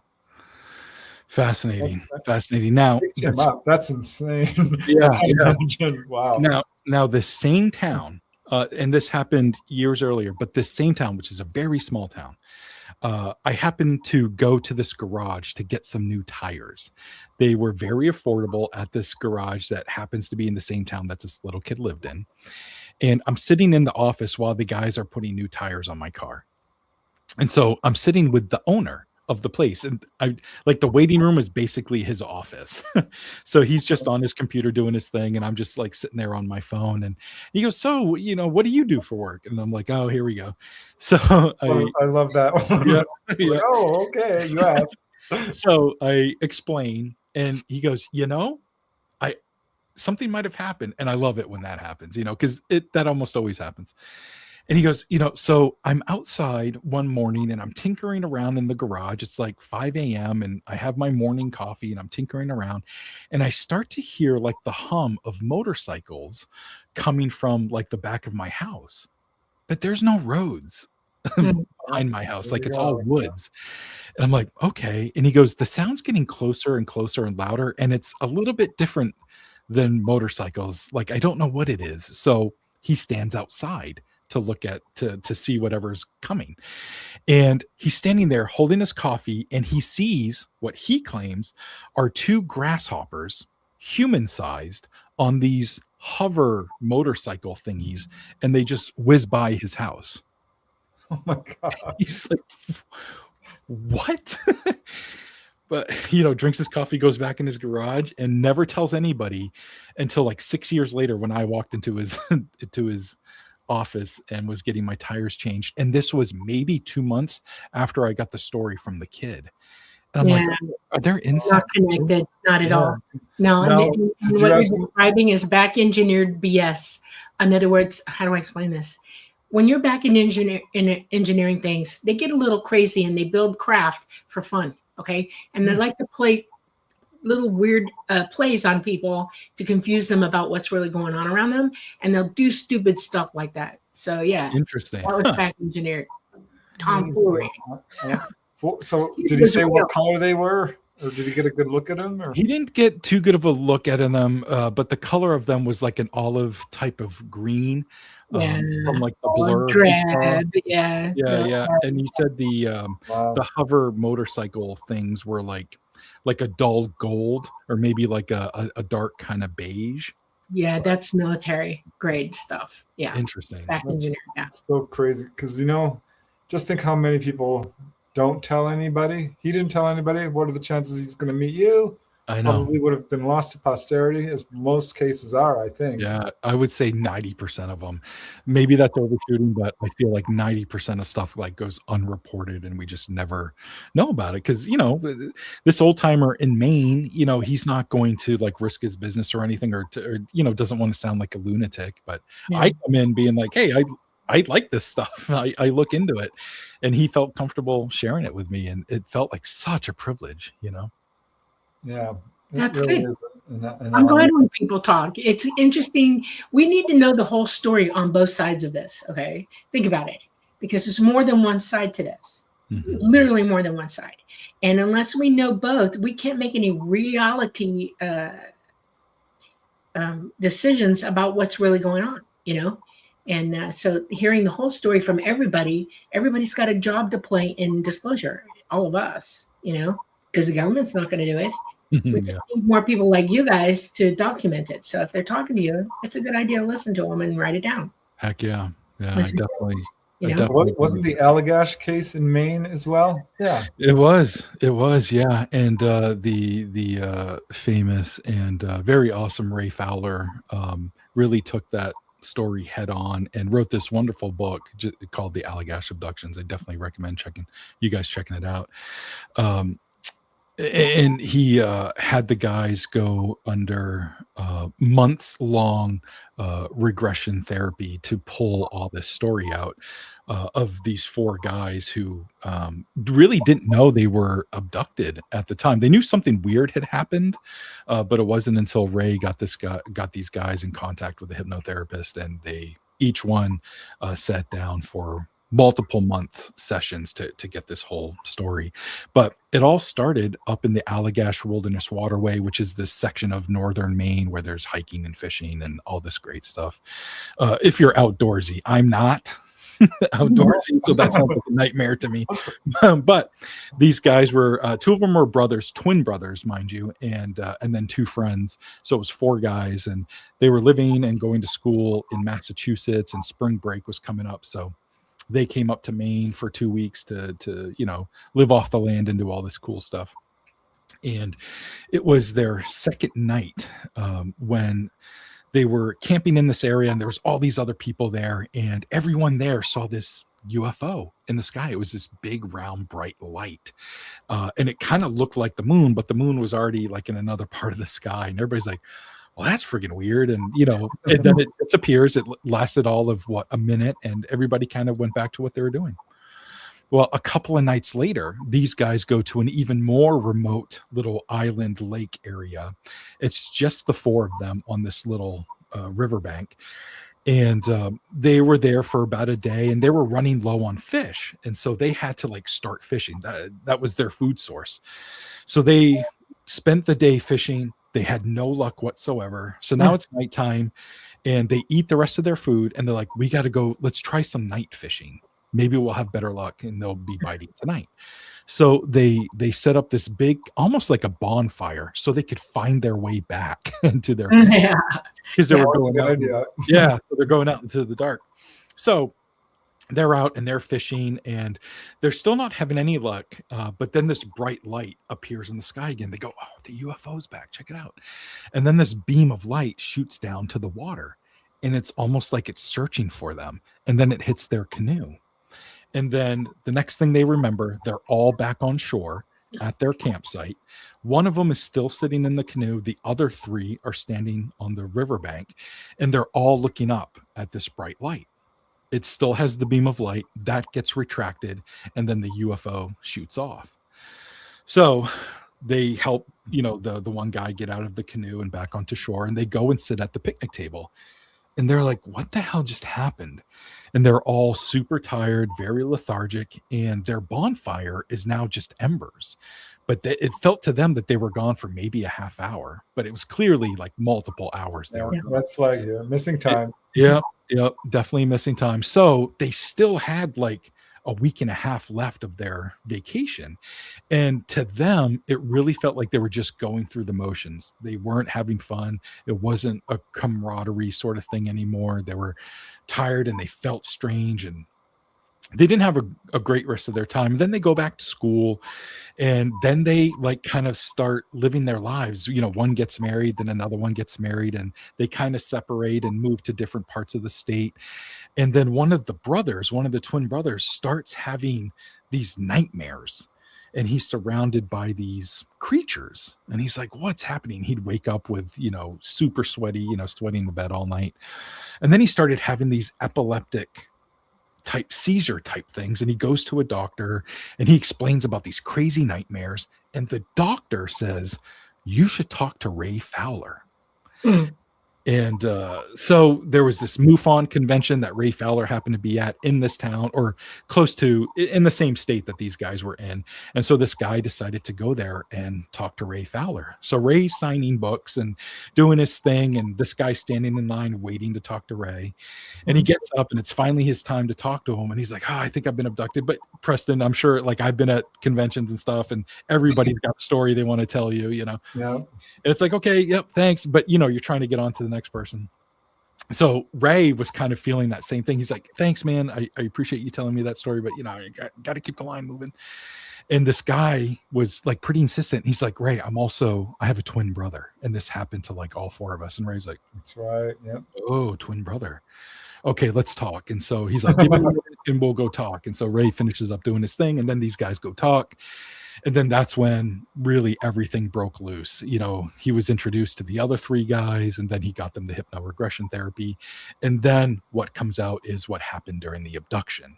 And it really plays a lot like, you know, Betty and Barney Hill, or all of these really early abduction scenarios where they're on tables like, you know, you guys had experienced, and a series of tests are performed on them. They remember fingernail clippings were taken, semen was taken, and one of the guys was really offended by the whole semen taken process. He felt really violated by it, and he was really angry, and he kept telling these entities how angry he was, like, you violated me, I can't believe you're doing this to me, you know, and are you doing this to the other guys? And because they were examined separately, but they were sat all together and they saw other people on the ship. It's an interesting case because they all verified each other's situations, and one of them's an artist as well, as I recall. Yeah, and he put out a couple of like comic books about, you know, their whole experience. It's a wonderful comic I have. You want to hear funny information? It's not really funny to me. It's real information about life. Okay, please. Men have fluctuating semen values for the last 50 years. In the 70s, it started diminishing to the point that everybody started getting really worried about it because everybody was wearing tighty-whities, not boxers, or they were hot tubby. 30-40% or something. And semen levels were going down. That's problem number one. Problem number two is that we've all been experiencing heavy loads of radiation coming in through our magnetosphere because our poles are changing, okay? And if you want to know about men's health and women's health, the first thing that you can go to check for genetic degradation is the health of your ovaries and your gonads, okay, your testicles. And semen is a great way to get that information.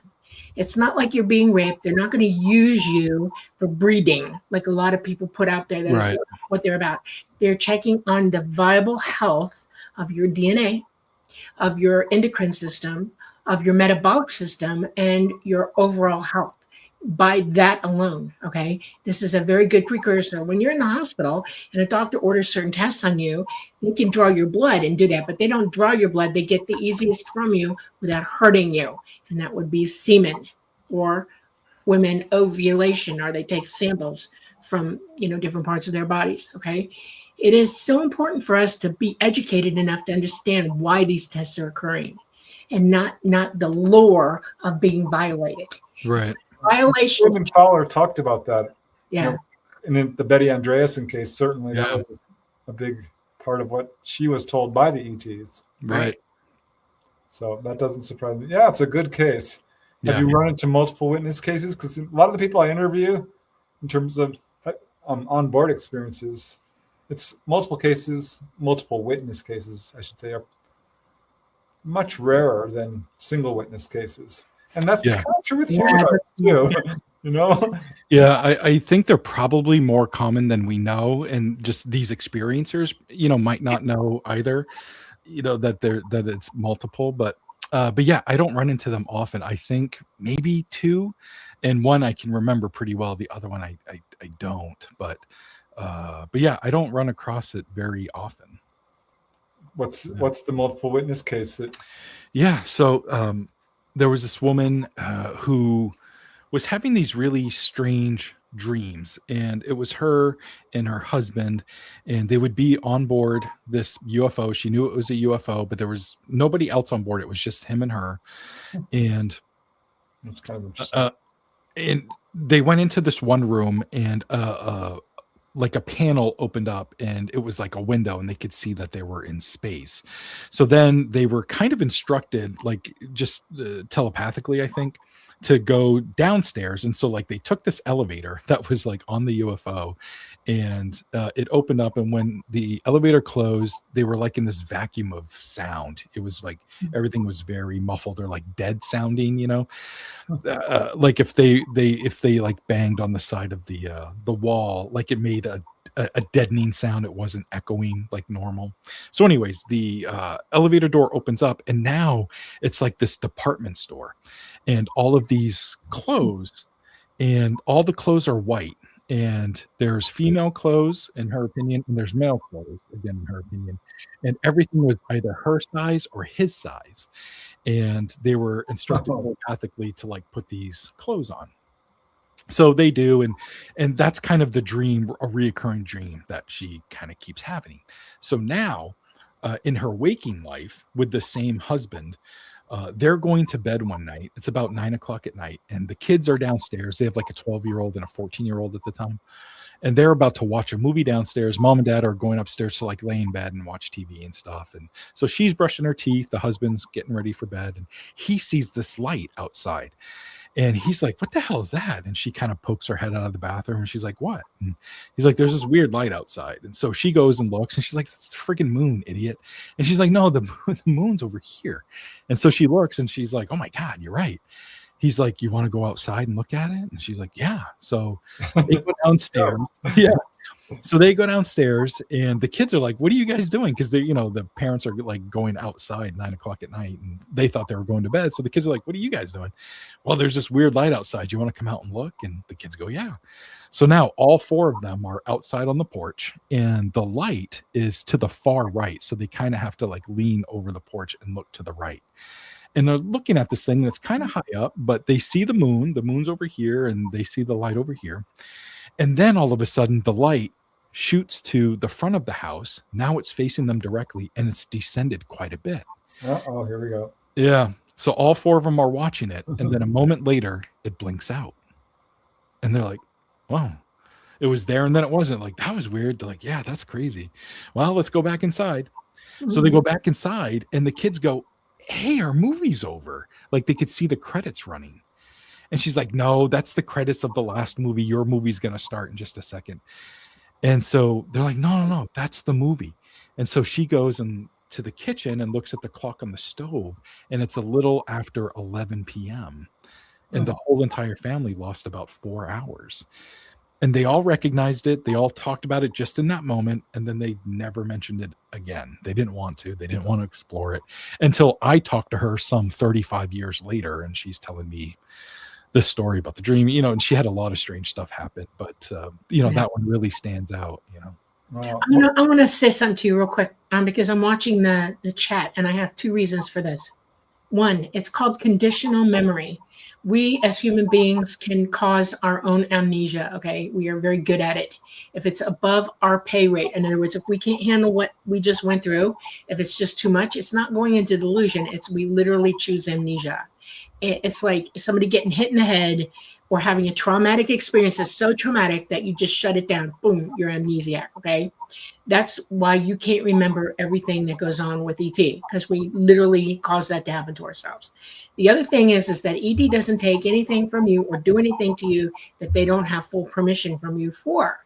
You're not being violated. You're not being attacked. And 99.999% of all experiencers were given a chance to work through their experiences and come out the other end of it, realize that, oh yeah, they didn't harm me.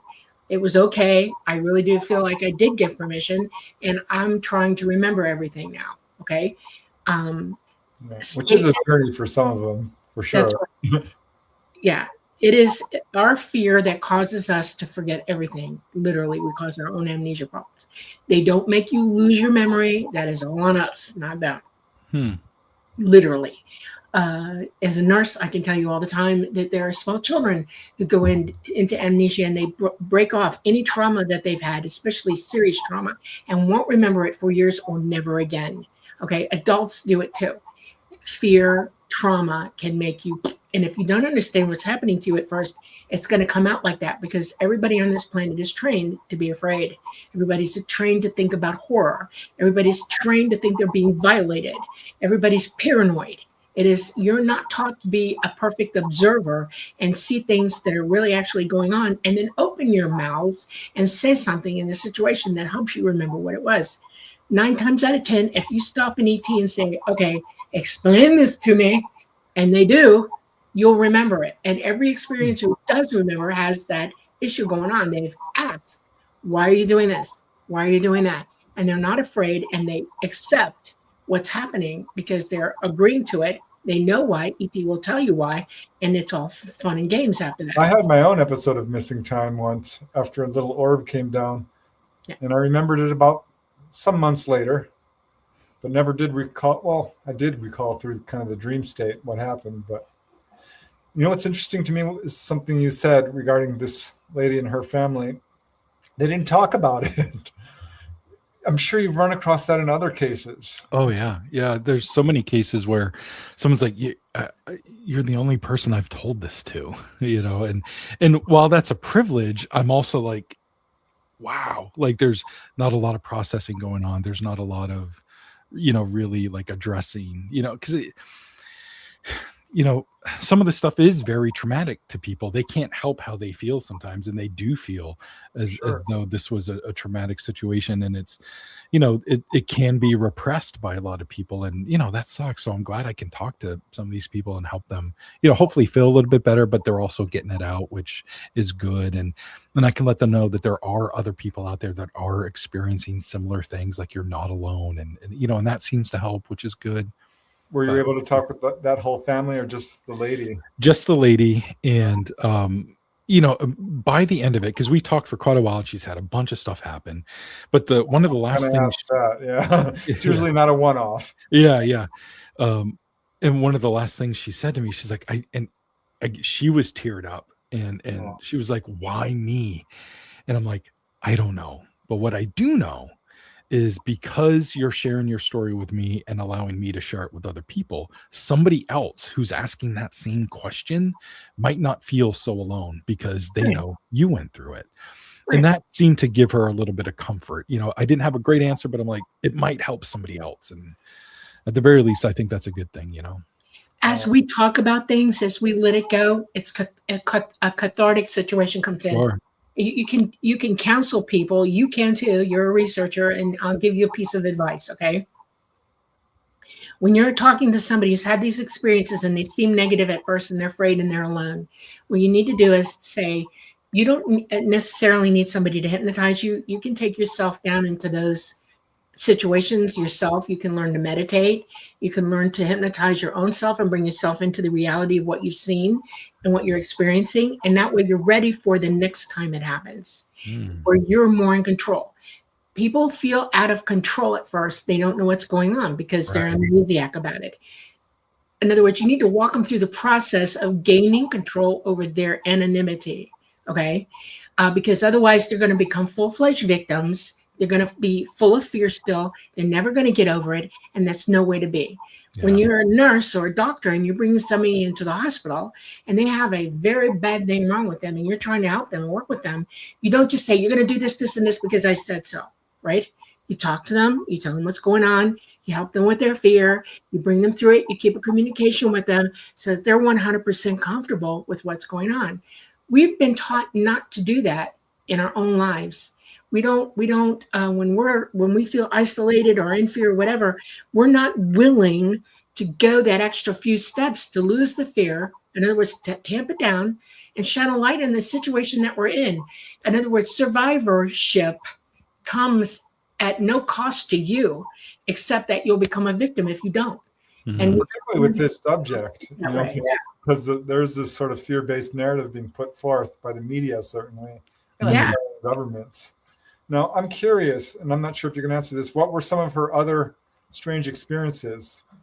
I'm always interested in how this affects people and what happened before, what happened after. Yeah. So about, say, 15 years later or so, she had since divorced her husband. She has a boyfriend now, and the kids are out of the house. And she has another bout of missing time. But this played a little bit different than the last time.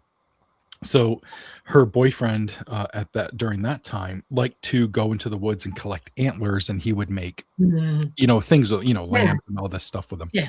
And she loved going out there with him, and they had a dog, and they'd all go out and look, and they would typically split up and carry walkie-talkies, and so they could find each other and all that good stuff. So they park, they're in the woods, he goes one way, she goes another way with the dog. They have their walkies, they keep them on. And as she's walking, she's like, where the hell am I? Like, she'd been out there a bunch of times, but she's like, why am I lost all of a sudden? And the dog had seemed fine, just kind of sniffing around and being with her.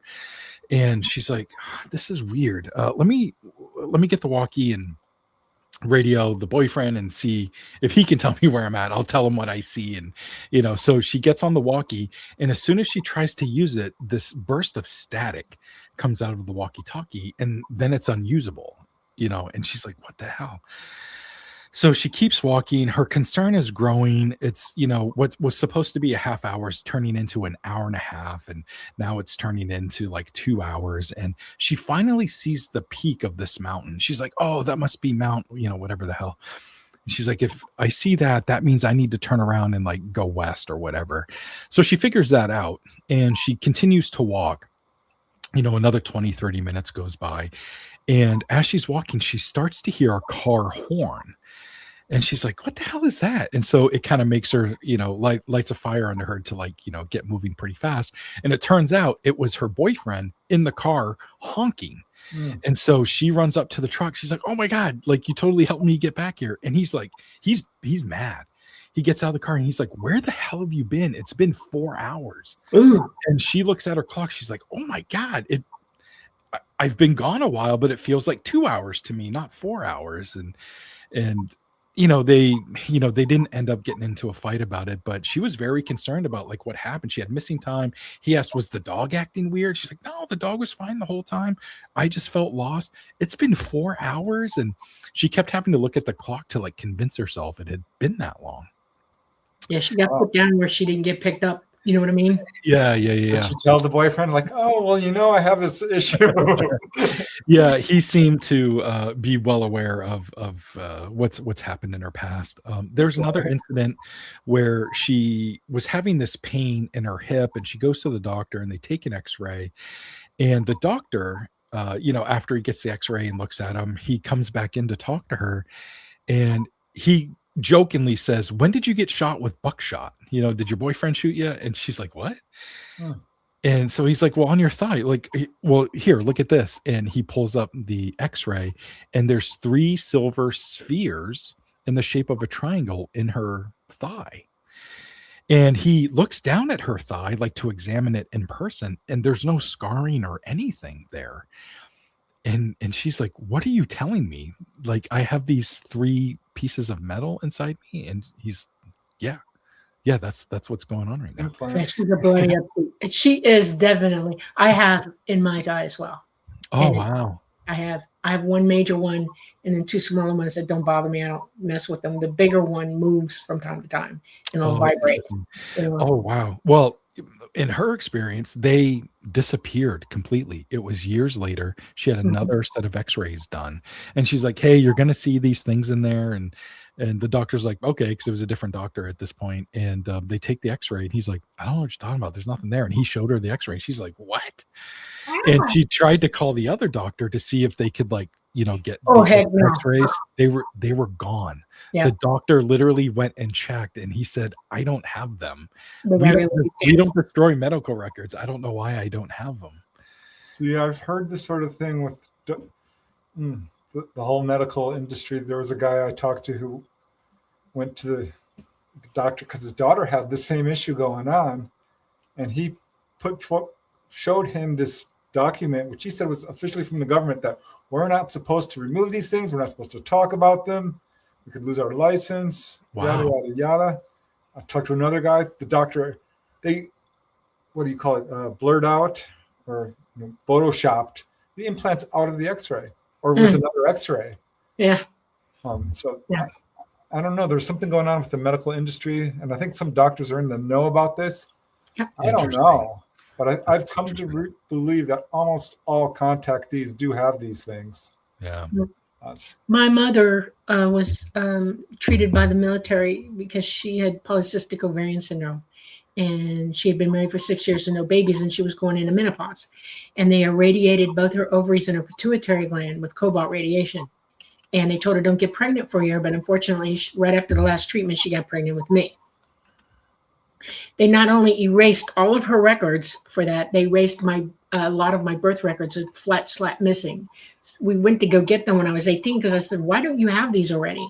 Why didn't you get a copy of this stuff when it happened? She said, well, I wasn't thinking about it.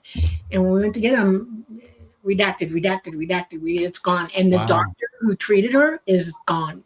No more about this doctor. The only reason I have proof of it is my aunts talked about it. Everybody is on paper about it in our family. They all knew about it, including my mother. And she left, we talked about it. And you see my birth certificate and you can see that I'm a twin with a missing twin. That's the only evidence we have that weird things are going on, And wow. But they take care of Yeah. Oh, fascinating. Very cool. Yeah. So I have other evidence. Tell your people if they have anything happen to them. You got to be smart. You got to immediately get screenshots of everything.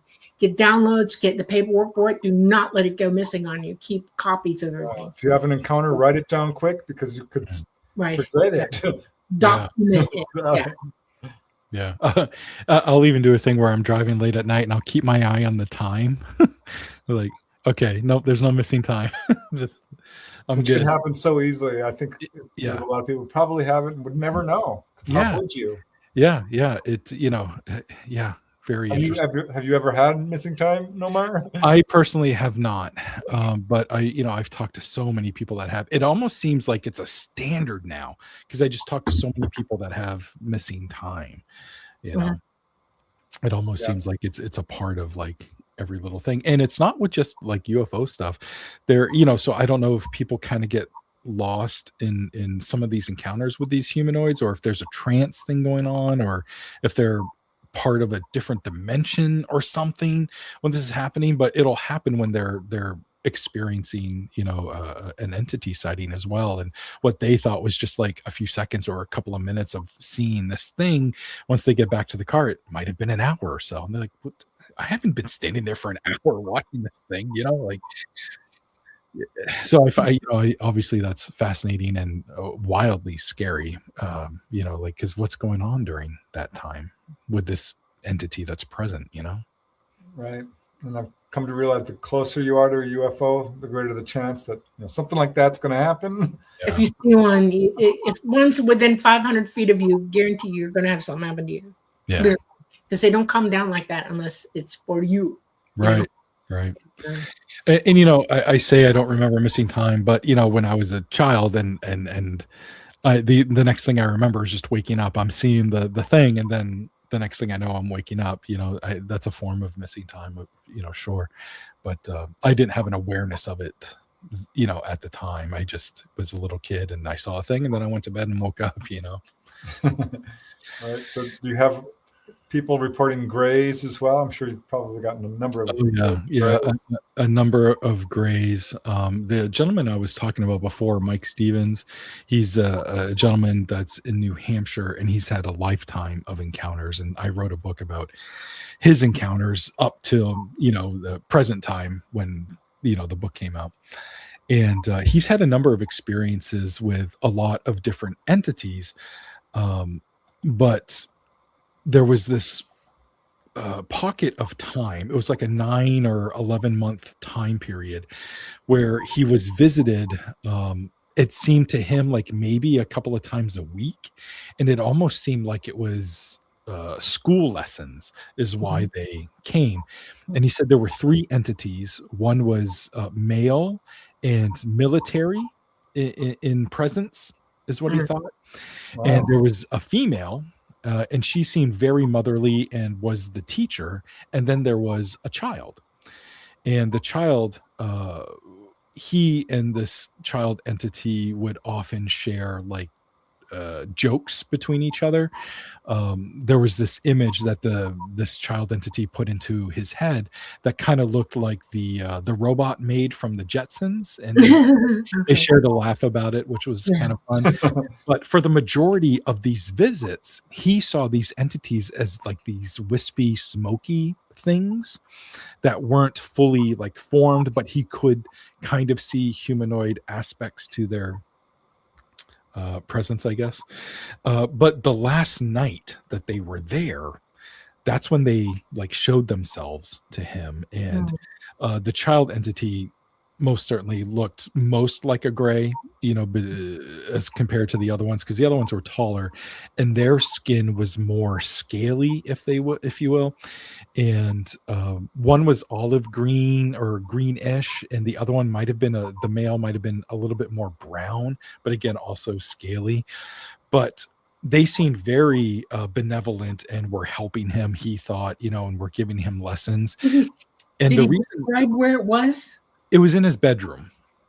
Oh, okay. Only in his room. He wasn't Only- anywhere. Yeah, only in his bedroom is the way he remembers it. Okay.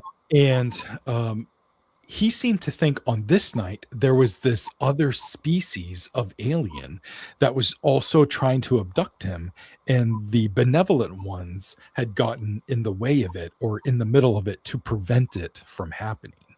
And so in doing so, they had to like reveal their true selves to him. He doesn't know why, but he's thinking it's because they had to intercept this other abduction that was going to happen. And he was under the impression that this is something that might happen more often than we know, where there's like competing things. Yeah, and it would be the military industrial complex watching every single contactee who's literally got ongoing contact, and they'll come in and try to grab the kid. I've had that happen to me twice. Oh, wow. Yeah. Wow. And they pretend the children involved don't exactly perceive them as who they are. And yeah, that happens. The military, I'm not kidding you, they'll come in and try to get you while it's happening. They'll do anything to capture one during an event and try to grab the alien as well. Interesting. Wow. He felt very protected by them. And, oh yeah, I'm sure he was. And he was very he felt that he was very lucky that they were there to protect him, so this other, what he felt was more negative, wouldn't take him or whatever. Really yeah, sweet. well, the military industrial complexes, my labbers are bad. They're very creepy people, and they know no empathy for anybody, and they'll resource anything they can do to grab you. If you're a contactee, they'll try to get you and take you down. Yep. Wow. Preston, there was this other time where he woke up in the middle of the night and he was kind of drawn to go look out the window. And when he did, he said he saw these 5 small entities. They kind of looked like grays. They had the big eyes and large heads, but they were wearing like these burlap sacks for clothing. And they had these little shovels in front of them. And then in front of that, there were these tiny holes that he assumed they dug with the shovels, although he said the shovels looked a little bit too big for the holes that were in front of him. and that was basically the experience. But he's like, what the hell am I looking at here? Were they short? He thought so. And when I say short, like 3 to 4 feet tall. Yeah. There's an ethnicity of grays that are like that. Some of them are thinner, some of them are a little bit more heavy. They tend to be heavier than the other grays, But kids don't discern weight on, it's like they see things and they paradolize it, they just put it into a category but the shovel thing is a dead giveaway. They're the shorter ones. And they work with children.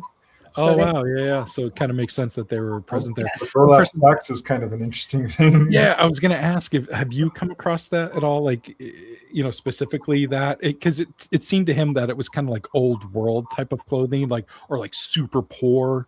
Yes, Sarah has seen them. She drew a picture of one, painted it. Yeah, I have run across it. I don't get a whole lot of cases, but I'm always reviewing any cases I can find, really. Yeah. And I just find the whole, alien fashion topic Kind of Yeah, interesting. it's really strange. And talking to Lauren Coleman, who's also a Mainer, and on the Bigfoot side of things, he and I have talked about Sasquatch sightings where they have been seen wearing like a plaid or flannel type of shirt, or like kind of cut off jeans, if you will, like the Incredible Hulk. But we have this famous story here called the Cherry Field Goat Man, and this happened in the mid 1950s. Wow. Yeah, but there's this weird otherworldly thing that happened to it as well, but I'll get into that. So this guy like gassed up his truck, and he was driving into the woods, and he was going to work and doing his thing, and all of a sudden while he's driving, the car like stops, and he's like, what the hell? And he looks down, and his gas gauge is empty, and he's like, what the hell? I must have a gas leak or something, because he just put gas in. So he parks the truck, and he gets underneath it, and everything's bone dry. And then he feels like he's being watched. Yep. And so he climbs out from underneath the truck, and he looks, and he says that there's this, 6-foot-ish tall creature there. It's got hooves, and it's got the face of a goat, but it's got arms and legs like a person other than the hooves. And it's wearing a plaid shirt, but no pants. And it's looking at him, and he's not getting a good feeling from this. It then smiles at him. And it smiles at him in a way that says, follow me into the woods. And he's like, what? I am not going to follow the you. goat man. No. Yeah. And so the goat man, smiles, and then he turns around and walks back into the woods. And this guy, he's like, I'm getting out of here. He jumps back into the truck. And I think just not thinking, he just starts it up so he can like get out of there. And he's like, whoa, wait, it started. And he looks down, and he's got gas again. And he's like, what? And so he just drives out. And that's the whole encounter, And I've tried to find like the origin of the story, where this came from. I even talked to the historical society in the town where this happened. I had to tell them about this story. They had never heard of it. Oh my goodness. And so they were doing their research to see if they could find anything. And everything they found is just stuff I had already found. So there was no like there. Nothing. Yeah. Yeah, couldn't find the origin, but it's so interesting when fashion comes into play. When you can, the alien was wearing this skin tight suit. Like in the Allagash cases, they were wearing the skin tight suits, but they were like bluish, shiny type of garb that they were wearing. But in another case that also took place in Maine, they were wearing like these black robes. Yep. And then there was another case closer to where I live, and there was 3 of them, and they were also in robes, but they were white robes, and they had hoods up, but they were clearly like strange looking alien type faces. So it's always fascinating when fashion comes into play, and people. I've got a few cases where people have seen ETs dressed up in a pinstripe suit. Oh, wow. Whitley Strieber described it. I had another lady. Gosh, where was she from? I forget. I did interview a lady in Maine, by the way. She was actually all over the place, Georgia and Maine. She's still up in Maine right now. She's had a lot of cases. Yeah. I put a chapter about her cases in one of my books. Nice. But they showed her little hybrid baby, and then later as a kid and full-grown adult, the hybrid baby came down and gave her a whole speech. Wow. And it's really an amazing case. Talk to her about. So if people should start disappearing from this planet, it's being done by us for the greater good. Interesting. New Madrid fault is at some point going to blow. There's going to be more earthquakes. They told her all kinds of stuff. Wow. So they're always watching over her. Yeah. Yeah. Some cases are just more extensive, but the alien fashion thing is interesting to me. Yeah. Some are just wild, off the charts, bizarre. For sure. Rats, I've heard. Yep. That Mike Stevens fellow I was just telling you about, he had one that was wearing a T-shirt with ET on it. Yeah. And they were doing it in a sense to like kind of be funny, and because he was still a kid at this point, and trying to make him more comfortable, while in Mike's opinion they were tinkering with his brain, but they were trying to like keep him occupied by like, look how silly I am, wearing this ET shirt. And yeah, wild. Wow. Let's see. We've got about 10 more minutes. Can you think of any other cool stories from your book you want to share, or do you want to talk about another book? Sure.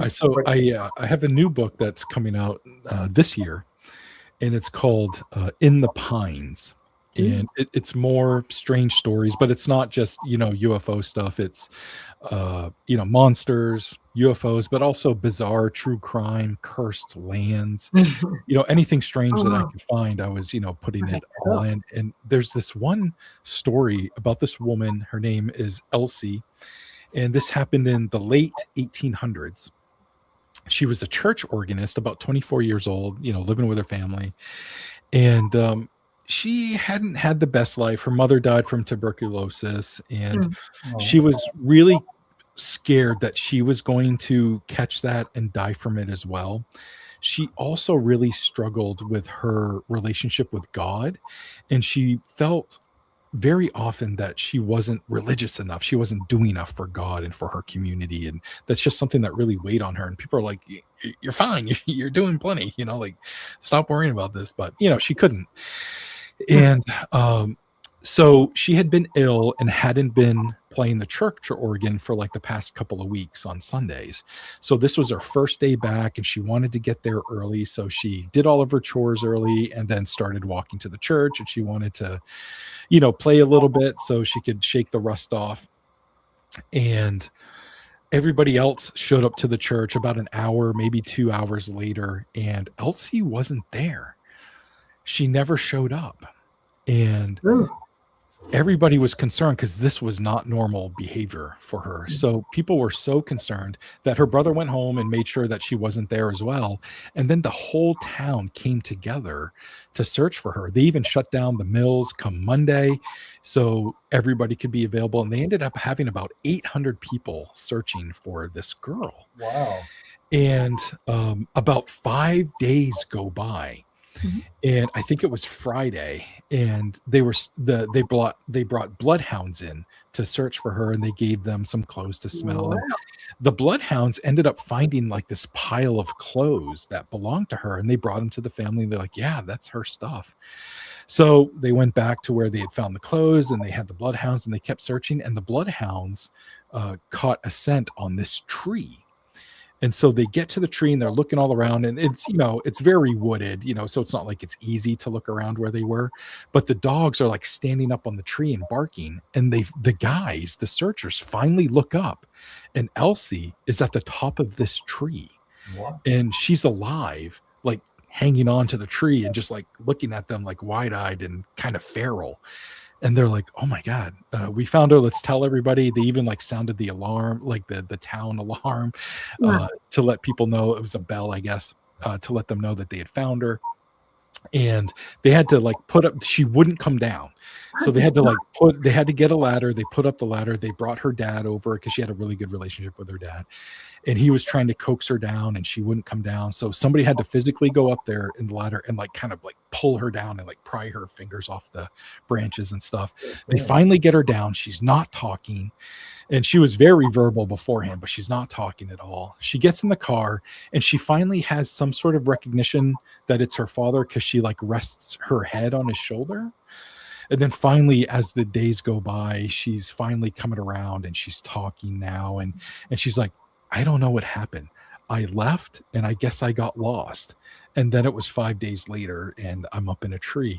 But until the day she died, she went on to live like a normal life, got married, all this great stuff, but never knew what happened to her. So, as a modern researcher and as modern eyes are looking on this case, some people are thinking it might have been like a fugue state sort of thing. Catatonia, not fugue, catatonia. Oh, okay. Catatonia is they're able to breathe, look at you. They won't talk. She was in full catatonic apoplexy where she was grabbing on so tight she couldn't let go. She was locked. Okay. And they had to pull her loose. And then she saw her dad. Catatonia takes about 5 to 10 days to come out of. Oh, wow. And you're describing it beautifully. She was catatonic. Yeah. Dolly was a nurse, by the way. Yeah. So yeah. Good to know. So it's, I also have like stories like that are also in the book that are, just as bizarre and just as fascinating as, somebody seeing some sort of entity. A new thing, though, I'm introducing into this book are QR codes. Not for every story, but for stories where there might be a cool video or a cool picture or something. Oh, wow. I'll say, hey, if you want to see this picture that I've been talking about the last couple of pages, here's a QR code where you can scan it. And Yeah, it's very cool. Works well if it's on Kindle. Yeah, absolutely. But I made sure that it works on, the print book, and it works like a charm. So Wow. I'm very pleased. Well, I love the title, In the Pines. That's intriguing. It's a good title. Yeah, thank you. I appreciate that. But yeah, I'm very excited. That's coming out later this year. And I had a podcast previously, and that kind of ran its course. And I'm starting a new one that's launching in the spring, and that's called Haunted Pines. And the trailer is out now. So if you search Haunted Pines, Nomar Slevik, you'll find it on all your podcatchers. And subscribe so you don't miss the first episode. Right. And that's a true crime case where a woman walked into a department store, a famous department store that we have in Maine. It's called Rennie's. And she walked into Rennie's and never came back out. And this podcast episode is what people allegedly think happened to this woman. Wow. Well, true crime is very popular for some reason. Yeah. It's number one. I'm fascinated by it, but I like it when there's a twist or something, really strange to it, and this first episode certainly has a twist to it that I'm excited for people to hear. Totally cool. So you have a really cool website where you can get all your stuff, allmylinks.com/Slevik. So that's it. Yeah. We have that in the show notes for people to check out. Awesome. But yeah, we're right here at the end. Here, let me just flash your book so people can get a good look at some of the covers. I like the cover. It's simple but really intriguing. Yeah, my girlfriend painted this, and I love the image. Because it's for us, it represents this woman in white, although it's a woman in black, obviously. But there's this story that we love that's from Maine about this woman that appears like on foggy nights on this road, and this was like her interpretation of it, and I just love it. And that story is in this book, and I just loved how it came out. And then I have the Stephen King font, and so between the two of us, we came up with this cover, and I just love it. I think it came out great. I love the color. I love that she painted it, and it came out awesome. It's really nice. I like it. It's got a very haunting feel to it. Yeah, it really does. And we also just turned Humanoid Encounters into an audiobook. So you can search Humanoid Encounters on Audible, and No AI, my buddy, narrated it, and he did a phenomenal job. So everybody should definitely check that out if you can. Yeah, we've got quite a few books, so congratulations on that. Oh, thanks so much, and so do you, my friend. It's fun, isn't it? It takes a lot of work, but it's a lot of work, but boy, we love it. But UFOs over Maine. Someone had to do it. This is the book about Mike Stevens, the gentleman I've been telling you about. He's from New Hampshire, and that's the old man on the mountain, which has crumbled, which sucks. But well, you've got well, very, very cool. I hope everyone has a chance to check them out. And thanks very much for coming on the show. I truly appreciate it. Yeah, thank you so much. And thanks for everybody in the chat. You guys asked some good questions. I appreciate it. Yeah, thank you. Stay with us for a few minutes after we hang up the channel. Okay, don't go away right away. All right. All right. Well, let me just say a quick thanks to the folks who are watching today. We really appreciate you guys taking time out of your Monday evenings to share our stories with us. And Nomar, you were amazing. Thank you. When your next book comes out, we'll definitely want to have you back on if you're okay with that. Heck yeah. Right. All right. Thank you. Namaste. You guys who donate. It helps us so much, Henry. Then from Oz, we truly appreciate it. Sharice Bazilla. And of course, all of you guys, we love you so much. Thank you so much for joining us. And okay, Dolly, I hate to do it, but take us out. Thank you for being with us on this edition of The Lightgate. We are coming to you live from the beautiful city of New Orleans in Louisiana at the United Public Radio Network at 107.7 FM and the UFO Paranormal Radio Network at 105.3 FM on the Gulf Coast. We are on Facebook, we're on Roku, we're on Rumble, and we are on YouTube. Everybody go have a wonderful week. Look up everything we talk about. There's so much stuff that you can research for yourself as well, instead of just hearing things and trying to decide if they're true. You do your homework too. We love you. Night, night.